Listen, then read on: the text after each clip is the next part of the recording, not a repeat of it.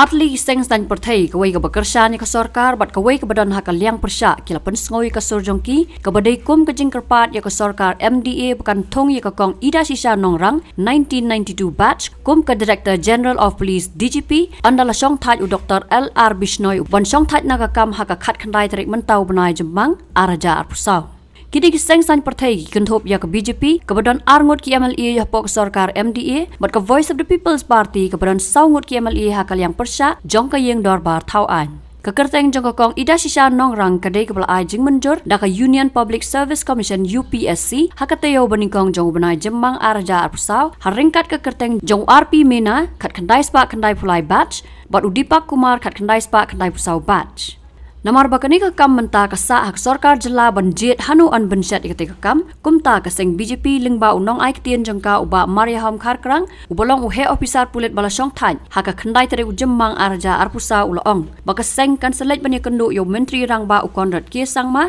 ban kerpat yo u ban Thung ya ka kong ai Nongrang haki lightly ki Nongrim nakaliang jong state BJP nila kwa ni kendu Chief Minister Honorable Chief Minister la kam katuk ani singi tamangi kami olat marbum dan post station but kejing kendu ba eu kalau man Idashisha ka city no state president Shao Chief Minister ban kerpat eu ban consider ban wara ya I kong Idashisha Nongrang kum ka DGP ka thamai nam ta ka state ke jungi niran bon ki daw bale bingi kwa in one me even head ka police force jungi but niki likely ki kerteng ki ba UPSC kala approve ni sngo but she'll be the best candidate man lead ka police force ke jungi ni kami nanti bangin kendu yang ngila banyo appointment no si am dalawan pai ka kharitrik probably in your appointment ka si Monday but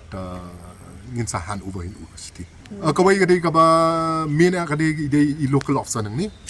and she has enough of experience mdai tang ni po state la jongru ila serve support eastern range ila serve western range kata ila don po IB intelligence bureau po Delhi and state police ka tray ya janmat ka IB department but IB intelligence bureau but kini ki bar khat kin nongga jingmatoy ba sikat day at state jongi but idai and one of the most important thing is she is an upright very upright police officer nama he personally like tray lang di namar swa in the last swa bandra in DG menta ka kerteng ji ka khamdan ko number 5 amdai ni kita itu mar kita pun berat senior bakam senior bani ka service menta bedeng ni lab ka kerteng ji ka wan ka panel ni ka wan kong ya ni kerman ba in your at least one kasi officer leading the state mun chuang la ju yo teng police officer ba lead the state but ni community menta se kanti bang yo